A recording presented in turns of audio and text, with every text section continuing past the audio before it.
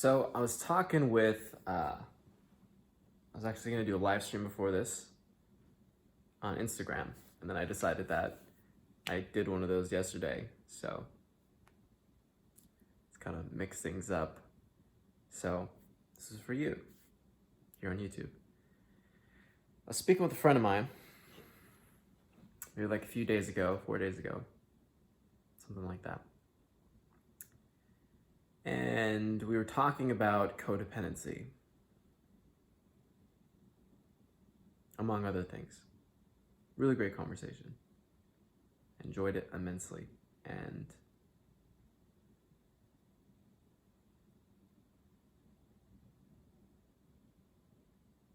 one of the things I said that was kind of like an aha moment for me. You know how like you'll be thinking about things, but it doesn't really click until you say it. And also sometimes when you just hear it said by somebody else, just having it like vocalized, verbalized, then kind of like makes it real, like does something in your brain. That's what happened. And what I said I'd like to share with you, it's something that's simple, but I think if you use it as a tool to navigate the waters of codependency, you will skip some stages, some pain. Now, pain is good. I'm not saying we should always skip pain, right? When you get triggered, being triggered means you're healing. So that's great. However, or let me amend that. By sharing this, I hope that you come to some realizations much more quickly. So it may or may not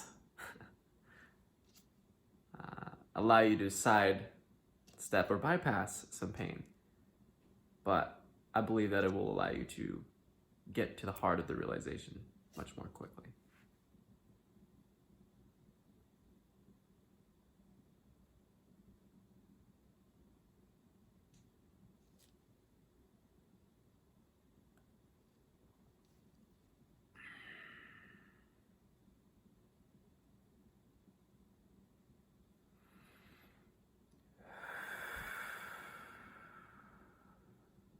And it's this. The moment you feel the sensation of, oh, I didn't like that. I didn't like that. I didn't vibe with that. Didn't resonate with that. Is the moment you should then end things.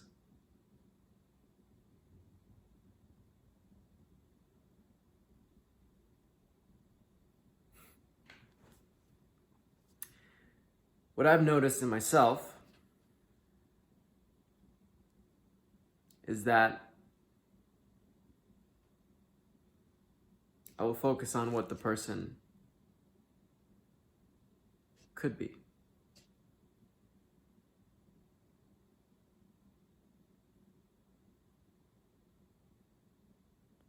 What they could be. Maybe with enough time, maybe with enough attention.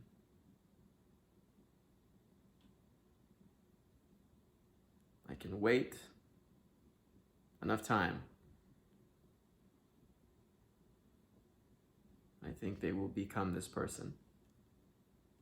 Or it can be a certain way. It can be good enough to pull them out of their pain, to see, the light. I'm good enough. Be good enough for that.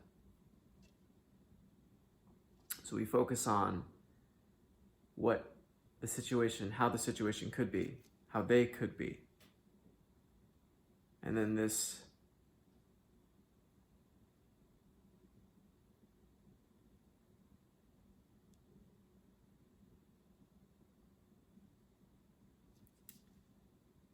creates a abusive relationship.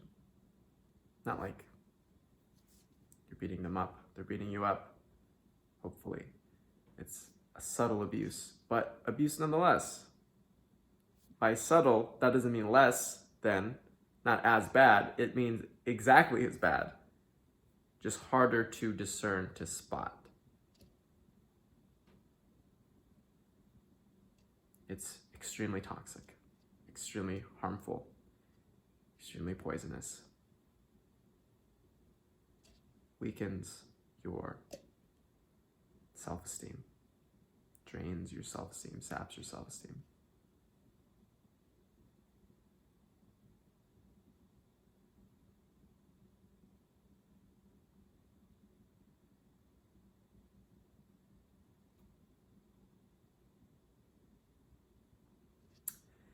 The moment they do something and you feel that little like, I didn't like that. That is actually your self-esteem, your boundaries, your self-respect, your dignity, your authentic personality being screaming at you, this is not a good match.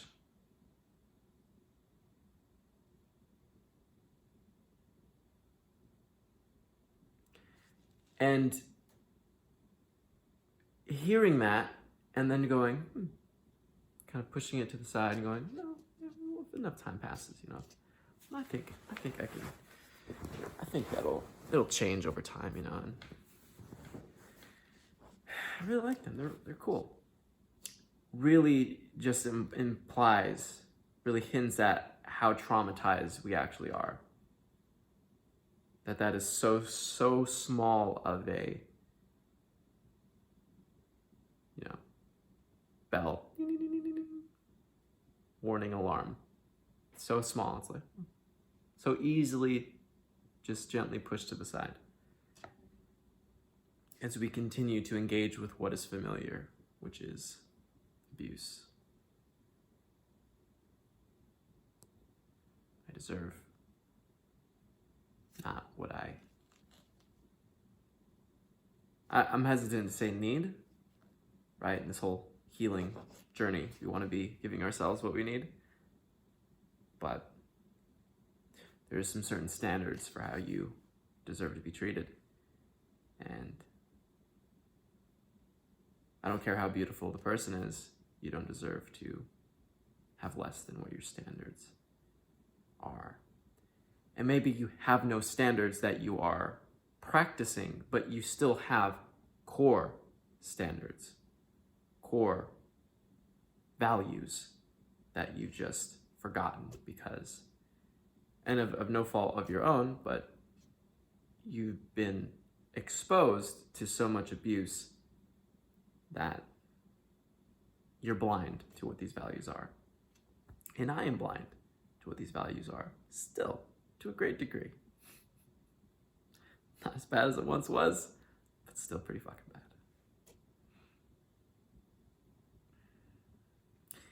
And one of those values, kind of syncing you up with that, syncing up with your values, with your standards, is you don't necessarily need to have like a mental like, well, if they do this, then I don't like that, and then I act like X. It doesn't need to be like a fucking video game, tier of options. It literally is just a matter of you listening to your emotional guidance system, to your emotions, to your being, to your intuition, what the fuck you want to call it. What is that telling you? And as soon as you get that like, I don't like that. Notice how not really like ding, ding, ding, ding, ding, like crazy of an impulse that is. It's so quiet. It's like, I didn't enjoy that. I didn't like that.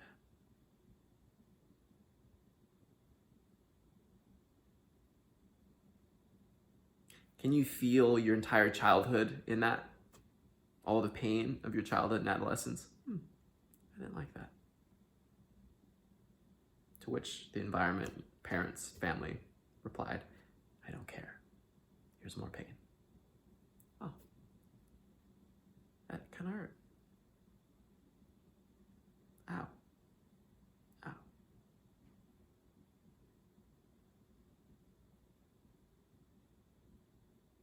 till that voice just stopped being there. And if you're, I'm sure there's like a narcissistic version of me, not like I mean that too, but like a teacher, right? Coaching narcissists, if that's a thing. Maybe that's not a thing. I think, anyway, that is saying a similar thing, right? When that voice gets quiet enough and you're just filled with pain, it either manifests as, I need to now go dominate people and inflict pain on others.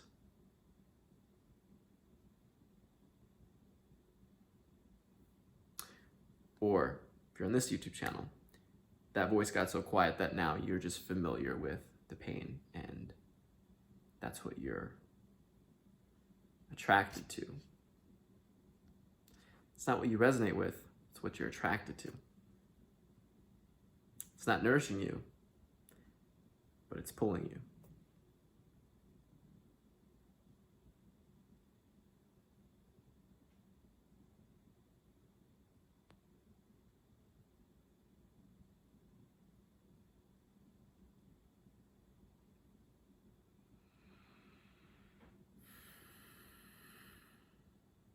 It's not a suggestion when you get that, oh, I didn't like that. It's a DEFCON 5 or 1, however that system works, alert that, no, it's not a good match.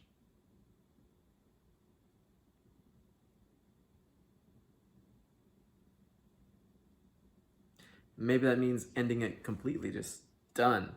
Maybe it means significantly reducing the amount of time you spend with this person.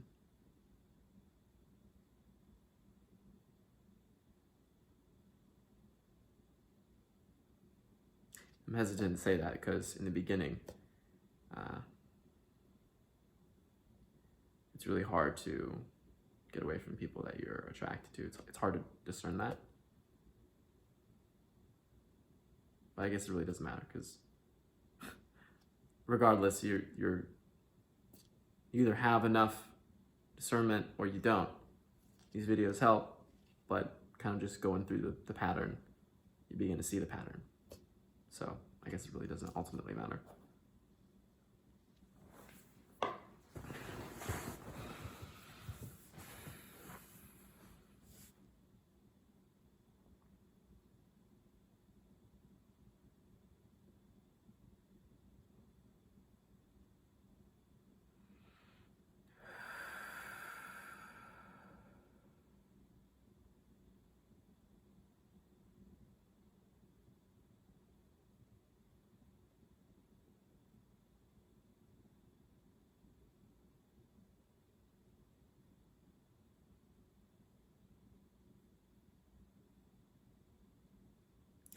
Because we're so lonely,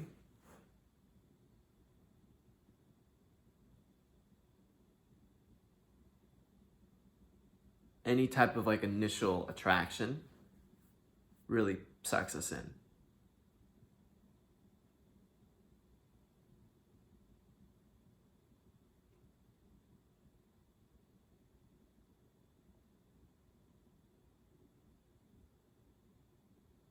And then makes it very difficult to really see like,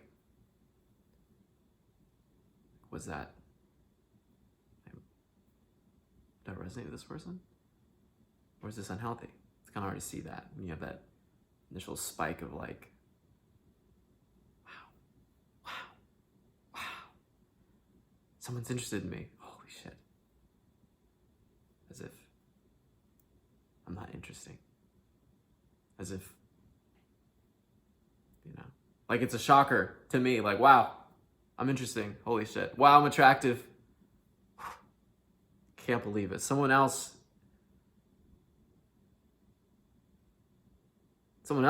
can see it. Which is crazy, because I haven't felt that in a long time. I didn't know, I didn't know I'm I didn't know I'm awesome. It's wild. It's a wild concept to wrap my head around. You're super interesting. You're amazing.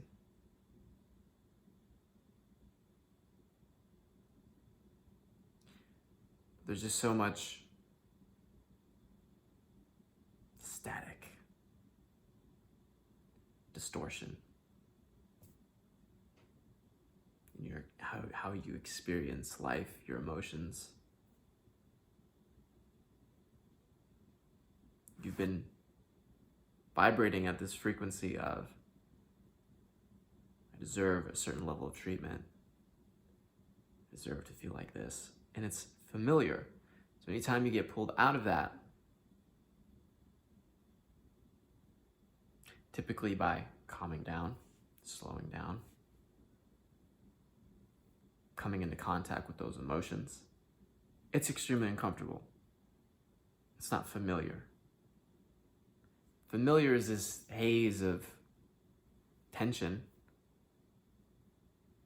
but it's not as bad initially as feeling the amount of actual pain that you're in that's causing these patterns to manifest.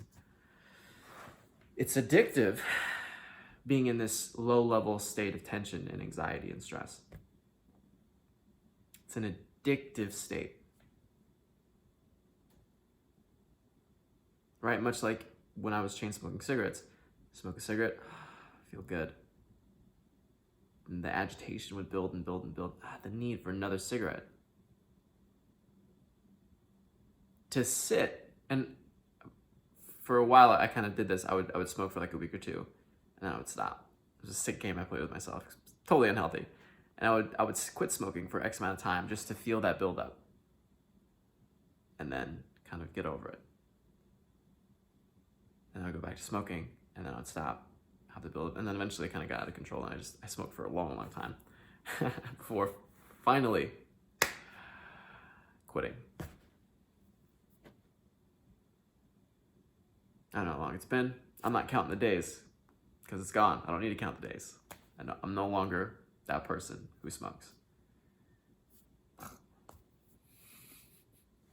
I'll occasionally like a CBD vape, but nicotine is, that chapter is out. That's done. Closed. Bam. So I wanted to avoid, once I got fully addicted, I wanted to avoid that extreme agitation. So just smoking again and being in this light level, like, it's so gross to even think about now how that felt. Like, want to gag and puke thinking about it. Being in that like gross state, stressed state, rushed, agitated state was much more preferable than just going through that whole detox process. It's like, no.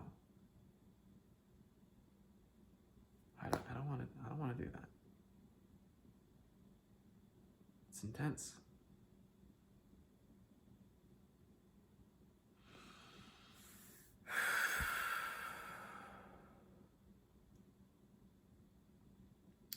It's necessary. I'm so glad that I stopped smoking. It's gross. It's not nourishing me in any way. It was sick. It's just poisoning my body and my mind, poisoning everything. This is also poison, codependency. It's poison. It's loneliness that causes us to go. Anytime anybody's attracted to us, anytime anybody expresses any type of positive attention, wow, I can't believe it. You just get that hit, wow. I'll do anything. I'll do anything. Anything. Did you have something in mind? Because I'll do it, whatever it is, to keep this going. Why? Why, you ask? Why, you ask? Because I'm horribly lonely inside. An aching loneliness that feels like my entire soul is hollow and dead inside, and just a black, oceany void of sorrow and despair and nothingness. Anytime a little hint of color, of light, brushes across my experience, it's captivating. Like one of those little anglerfish, right? The little fucking light thing. Like in Finding Nemo, I think.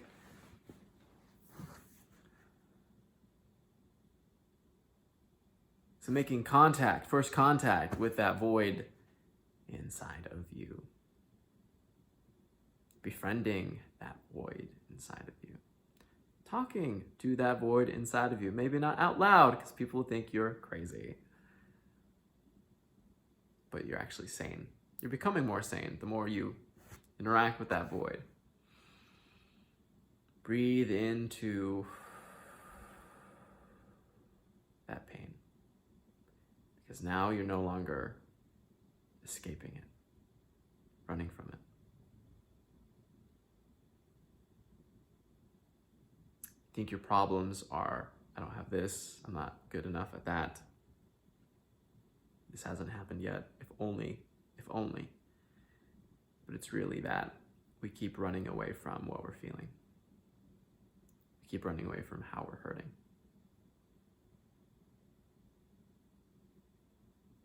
It's fucking our life up.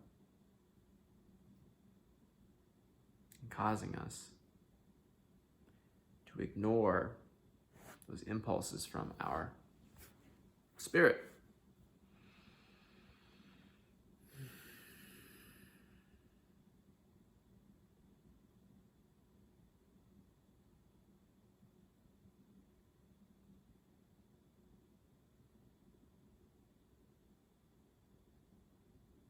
So that when someone does something that does not fucking resonate, and we go,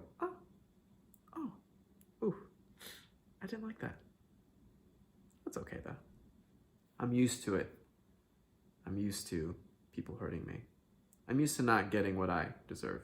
Not in an entitled way, not in like an arrogant way. What I deserve. As if you could even do that. As if you could even do that. I don't even know why I had to even just say that. Speaking to all the empaths and codependents watching my fucking YouTube videos on this YouTube channel. As if you could ever be arrogant. We're a little ways off from being arrogant. I don't think you need to worry. It's like, like the question, right? How do I know if I'm a narcissist? Well, you're asking the question, so you can let the worry go, okay? If you're asking the question, am I a narcissist? You're not a fucking narcissist. So, let's just close that. You couldn't be arrogant. I don't even need to say that. I said it jokingly, all right? Not making fun of you. More so speaking from my own experience, from my own state of being. As if I could be arrogant. I don't think I couldn't be arrogant. I would feel too bad to be an arrogant person. My behavior might come off as arrogant, but believe me, it is not coming from arrogance. It's coming from, I'm terrified of everything. Or there's so much anxiety coursing through my being that I might look like I'm completely shut down. Like I have no interest in anything. That's not because I have no interest in anything or what you're saying perhaps. It's because there's so much pain flooding through my being. And I want to inflict it upon others. It's like, I'm barely, like, I'm drowning here. I'm barely staying afloat. So, forgive me if I, missed some things that you said or I look disinterested. I think you're amazing. It's just I'm in an extreme amount of pain. I'm in a lot of pain. Extreme amounts of pain.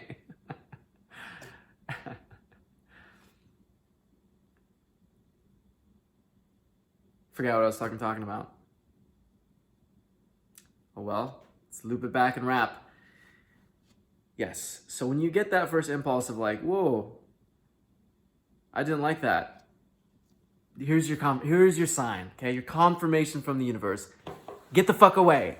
End that shit. Immediately. End it.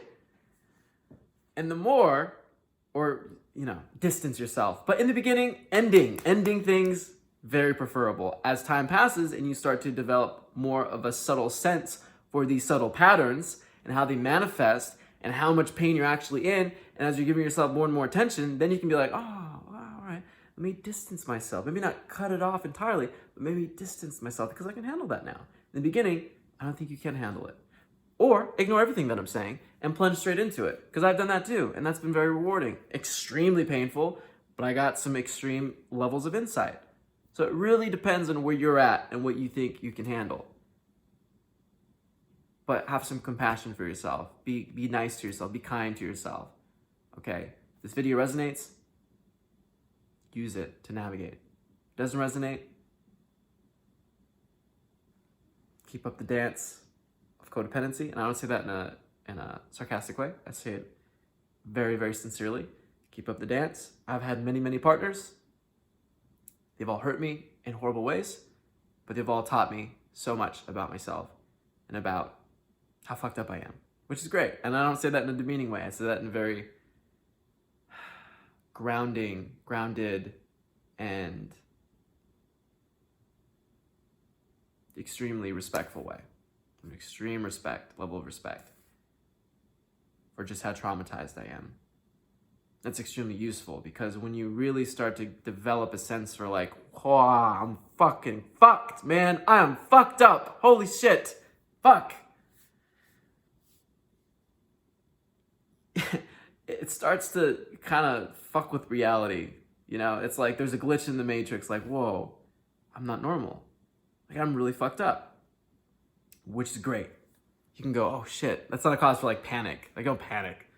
But then it allows you to open this door of like, I deserve way more compassion. Like, it's okay. I don't have to keep listening to this chaotic urge to numb, to achieve, to produce. Those don't apply to you. You're not normal. You're not healthy. That's okay. I'm not normal. I'm not healthy. That's okay. By admitting that, by owning that, I'm like, great, now what do I need? As a not normal, not healthy person, what do I need? I need to slow the fuck down so I can listen. Tune into my intuition coming from my own heart, soul, spirit, higher self. Whatever the fuck you want to call it. The more you slow down, the more that those impulses get loud as fuck. When we're in that stress, the familiarity of, I am a piece of shit, I deserve to be treated like shit. I am a piece of shit, I deserve to be treated like shit. Which is not your fault that is familiar, and that's what is painting the canvas of your life. That's not your fault. And you didn't deserve to be conditioned that way, to be aligned with that frequency, to be coupled with that frequency so powerfully. You didn't do anything wrong to get put in that position. So you can stop blaming yourself. You didn't do anything wrong.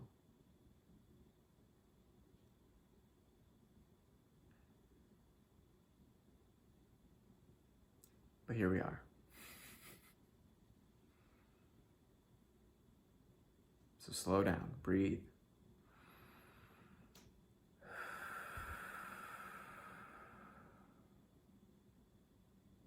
Talk to those emotions. Hey, you're hurting really bad.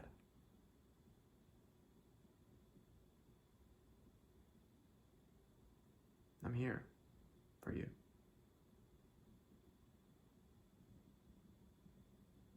I'm sorry you're in pain. I love you. You're so special to me. I'm sorry that I don't know how to feel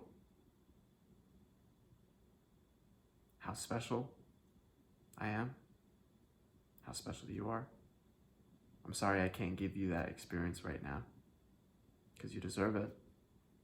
All I can say are the words. All I can practice are the words. And hope that after enough time passes from saying these words and being here with you, that we can rekindle that fire of self-esteem, of I'm good enough, I'm worthy just because I exist. That there's nothing wrong with me. That I'm an amazing, amazing person. I don't know how long that's going to take.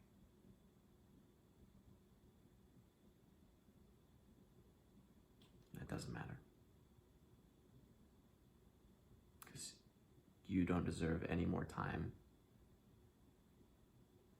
being in abuse.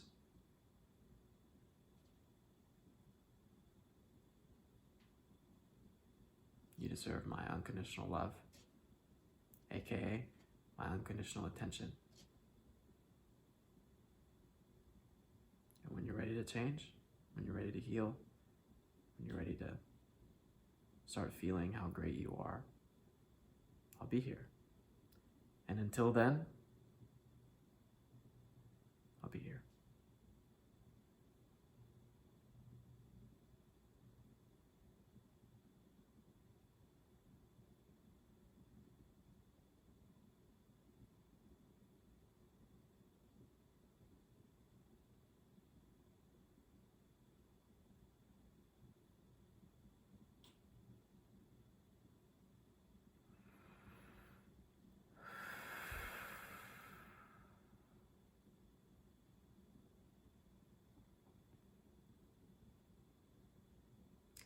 Well, that's the end of that video.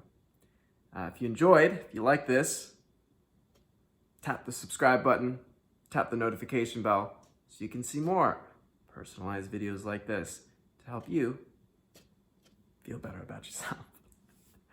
If you tap the link in the description below, you can book a free call with me so I can hear your story, a little bit about what you've been through, a little bit about the challenges you're facing. And if we are a good fit to work with each other, you can inquire. Right? Sometimes people want to talk for a bit, have their questions answered, and they're like, I dig this.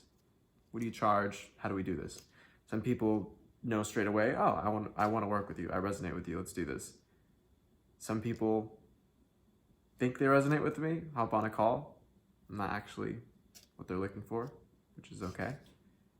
So if you're preferably the first two, but also the third, tap the link in the description below, select a date and time, answer the form, questionnaire, and I look forward to speaking with you and helping bring some more clarity into your life and some more peace of mind. That being said, I love you.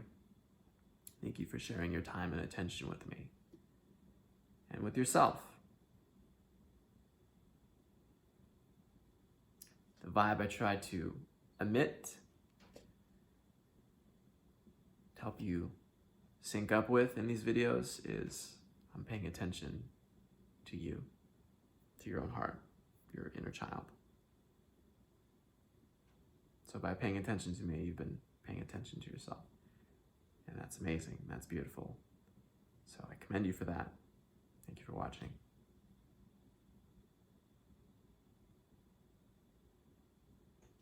I'll see you in the next one.